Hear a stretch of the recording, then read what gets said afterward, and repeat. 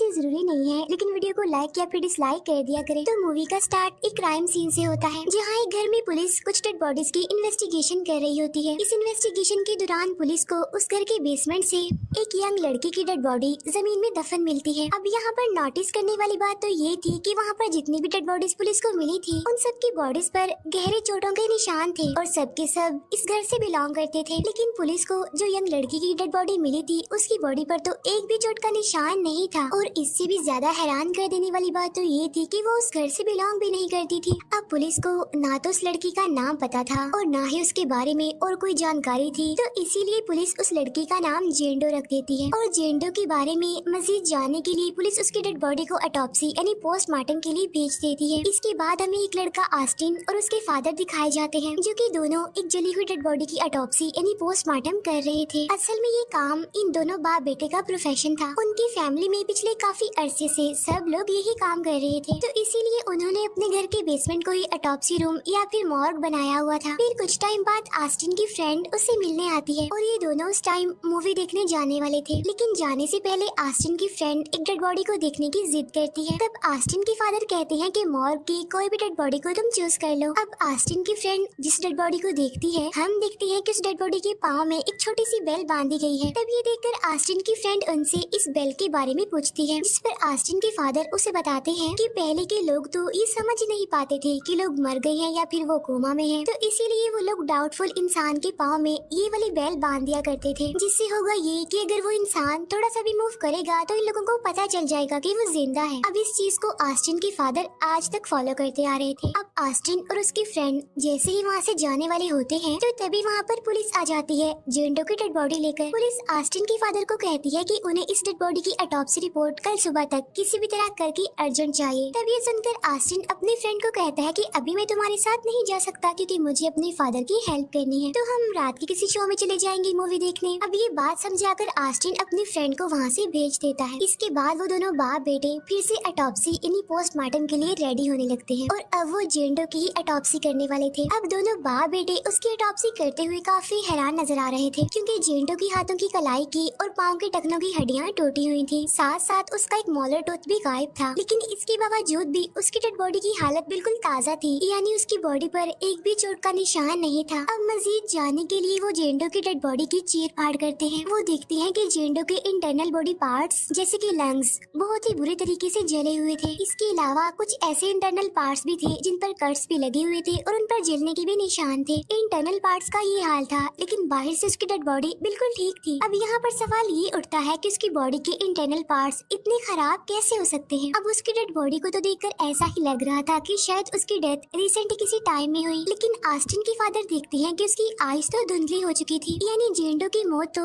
बहुत टाइम पहले ही हो चुकी है। मजीद एग्जामिन करते हुए आस्टिन के फादर को जेंडो के पेट के अंदर से एक ऐसा प्लांट भी मिलता है जिससे किसी की भी डेड बॉडी को पैरालाइज किया जा सकता है, वो भी पूरी तरह। इसी दौरान आस्टिन के फादर को हॉल में से किसी चीज की आवाज सुनाई देती है और जब आस्टिन के फादर उस आवाज को फॉलो करते हुए हॉल में जाते हैं तो उन्हें अपनी बिल्ली वहाँ पर मरी हुई मिलती है, जिसकी वजह से आस्टिन के फादर काफी अपसेट हो जाते हैं, क्योंकि ये बिल्ली उनके पास उनकी वाइफ की आखिरी निशानी थी। आस्टिन बार बार अपने फादर को एक ही बात कह रहा था कि आज हम इसके ऑटोप्सी को यहीं पर रोक देते हैं और कल कर लेंगे, लेकिन आस्टिन के फादर उसकी कोई बात नहीं सुनते और वो जेंडो की ऑटोप्सी दोबारा से करने लगते हैं। आगे ऑटोप्सी करते हुए उन लोगों को जेंडो के स्टमक में से उसका मिसिंग मोलर टूथ मिल जाता है, जो कि कपड़े में लिपटा हुआ था। तब ये देखकर दोनों बाप बेटा काफी कंफ्यूज हो जाते हैं, क्योंकि किसी के भी दांत को निकाल कर एक कपड़े में बांध कर उसी को खिलाने का क्या मतलब हो सकता है। फिर आस्टिन के फादर जेंडो की स्किन को काट कर अलग कर देते हैं, तो वो देखते हैं कि जेंडो की स्किन के अंदर अजीब से काले रंग का एक सिंबल भी बना हुआ था और साथ साथ कुछ लिखा भी हुआ था, और सेम ऐसा ही सिंबल और राइटिंग उस कपड़े पर भी बना हुआ था जिस कपड़े में जेंडो का मोलर टूथ लिपटा हुआ मिला था। अब इसी दौरान वहाँ की सारी लाइट्स ऑफ हो जाती हैं, जिसकी वजह से वहाँ पर अंधेरा हो जाता है, और जब आस्टिन के फादर लाइट जलाते हैं तो वो देखते हैं कि जेंडो की डेड बॉडी के अलावा बाकी सारी डेड बॉडीज वहाँ से मिसिंग है। लेकिन तभी कोई एंटिटी आस्टिन के फादर पर अटैक कर देती है, जिसकी वजह से आस्टिन के फादर काफी इंजर्ड हो जाते हैं। तो इसीलिए वो दोनों बाप बेटा वहाँ से भागने की कोशिश करते हैं। अब लेकिन तभी वो देखते हैं कि ना तो लिफ्ट चल रही थी, मोबाइल में नेटवर्क बिल्कुल नहीं आ रहा था, और उनके बेसमेंट का दूसरा डोर भी जाम हो गया था, क्योंकि बाहर काफी तेज तूफान आ रहा था, जिसकी वजह से एक ट्री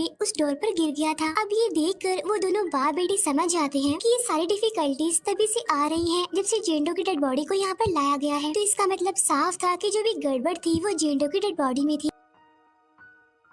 अब ये दोबारा ऑटोप्सी रूम में जाकर जेंडो की डेड बॉडी को आग लगा देते हैं ताकि ये जो सारी प्रॉब्लम्स बन रही हैं वो खत्म हो जाए। लेकिन यहाँ पर उल्टा हो जाता है और वो ये कि जेंडो की डेड बॉडी से आग निकलकर उस पूरे रूम में फैल जाती है, जिससे वो पूरा रूम जलने लगता है। तब ऑस्टिन फायर एक्सटिंग्विशर से आग बुझा देता है। लेकिन आग बुझाने के बाद ये दोनों देखते हैं कि जेंडो की डेड बॉडी वैसी की वैसी ही थी, यानी आग की वजह से उसकी बॉडी पर कोई भी जलने का निशान नहीं था। तब ये देखकर वो लोग और ज्यादा डर जाते हैं। अब इसी दौरान लिफ्ट के चलने की आवाज सुनाई देती है, इसीलिए दोनों बाप बेटा जल्दी से लिफ्ट की तरफ भागते हैं। लेकिन अब लिफ्ट का दरवाजा पूरी तरह से अटक चुका था और वो बंद नहीं हो रहा था। लेकिन तभी उन्हें वो छोटी सी बेल बजने की आवाज सुनाई देती है, वही वाली घंटी जो डेड बॉडीज के पाँव में बांधी गई थी। अब इस घंटी की आवाज सुनकर ऑस्टिन के फादर काफी डर जाते हैं और इस बेल की आवाज को फॉलो करते हुए ऑस्टिन के फादर एक एक्स को लिफ्ट के बाहर उस आवाज की तरफ फेंकते हैं, जिससे अब बेल की आवाज आना बंद हो गई थी। और जब ऑस्टिन चेक करने के लिए बाहर आता है तो वो अपनी फ्रेंड की डेड बॉडी को वहाँ पर पाता है। असल में बेल की आवाज सुनकर ऑस्टिन के फादर ने जो एक्स लिफ्ट की तरफ मारी थी वो एक्स असल में ऑस्टिन की फ्रेंड को लग गई थी, जिससे उसकी मौके पर ही मौत हो गई। क्योंकि जैसा कि ऑस्टिन ने उसे कहा था कि हम नाइट के किसी शो में चलेंगे, तो इसीलिए वो ऑस्टिन को लेने आई थी दोबारा। ऑस्टिन अपनी फ्रेंड की डेड बॉडी को देखकर बहुत दुखी हो जाता है और बहुत रोता है, लेकिन ऑस्टिन के फादर किसी तरह उसे संभालते हैं। इसके बाद वो दोबारा से ऑटोप्सी रूम में चले जाते हैं ताकि ये जेंडो के बारे में और ज्यादा जान सके। इसके बाद ऑस्टिन के फादर जेंडो के ब्रेन सेल्स को चेक करते हैं, जिससे उन्हें पता चलता है कि जेंडो की ब्रेन सेल्स अभी तक एक्टिव हैं। अब हालांकि किसी भी इंसान के मरने के बाद उसके ब्रेन सेल्स इनएक्टिव हो जाते हैं, तो इसका मतलब तो साफ था कि जेंडो का ब्रेन अभी तक जिंदा था। इसके बाद ऑस्टिन के फादर जेंडो के स्टमक से निकले हुए उस कपड़े को एग्जामिन करते हैं, जिसमें से जेंडो की मिसिंग मोलर टूथ मिली थी। अब उस कपड़े पर रोमन लैंग्वेज में कुछ लिखा हुआ था। तब चेक करने पर उन्हें पता चलता है कि उस पर 20/27, 1693 और 17th सेंचुरी के बारे में लिखा हुआ था। तब ऑस्टिन के फादर 20/27 के रेफरेंस से ये पता लगवाते हैं कि 17th सेंचुरी में लड़कियों को ब्लेम किया जाता था कि वो विच है, जिसकी वजह से उन्हें अजीब तरह से टॉर्चर किया जाता था। और इस प्रोसेस में जितनी भी लड़कियां मारी गई थी उनमें से कोई भी विच नहीं थी, बल्कि वो सारी मासूम और बेकसूर थी। तब ये देखकर ऑस्टिन के फादर समझ जाते हैं कि जेंडो की मौत रिसेंटली नहीं हुई बल्कि 17th सेंचुरी में हुई थी, और तभी से अब तक उसके ब्रेन सेल्स एक्टिव हैं और इसी वजह से उसकी डेड बॉडी अभी तक ऐसी है, यानी ताज़ा हालत में है। इसके अलावा ऑस्टिन के फादर का ये भी मानना था कि जो कुछ भी जेंडो के साथ हुआ वो हमारे साथ भी करना चाहती है, वो हमें भी इस दर्द का एहसास करवाना चाहती है, और हमने जो उसकी ऑटोप्सी की यानी उसकी चीर फाड़ की वो इस पेन को भी महसूस कर पा रही है, और यही वजह है कि जेंडो अब उनसे अपना बदला ले रही है। अब ये सारी बात समझ जाने के बाद ऑस्टिन के फादर जेंडो की डेड बॉडी के पास जाकर कहते हैं कि प्लीज तुम हमें माफ कर दो और तुम अपना बदला मुझसे ले लो, मेरे बेटे को यहाँ से जाने दो।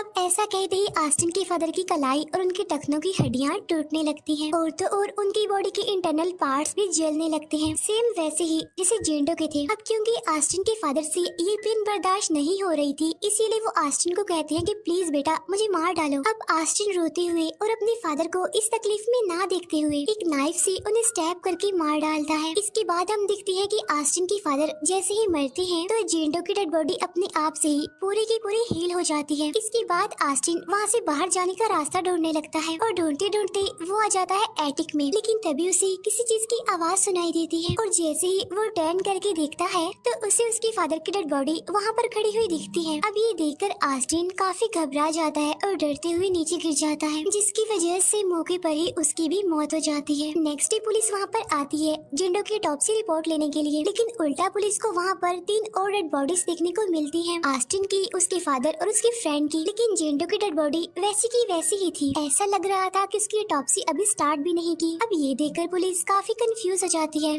क्योंकि सेम ऐसा ही सीन हमें मूवी के स्टार्ट में भी देखने को मिला था, जहाँ पर बहुत सारे लोगों की डेड बॉडीज थी जो कि सारी इंजर्ड थी, लेकिन जेंडो की डेड बॉडी एकदम ठीक थी। पुलिस फिर से जेंडो की डेड बॉडी को ऑटोप्सी के लिए कहीं और भेजती है, और एम्बुलेंस में ले जाते हुए हम जेंडो के पैर की उंगली को हिलते हुए देखते हैं, और इसी के साथ ही ये मूवी यहीं पर एंड हो जाती है।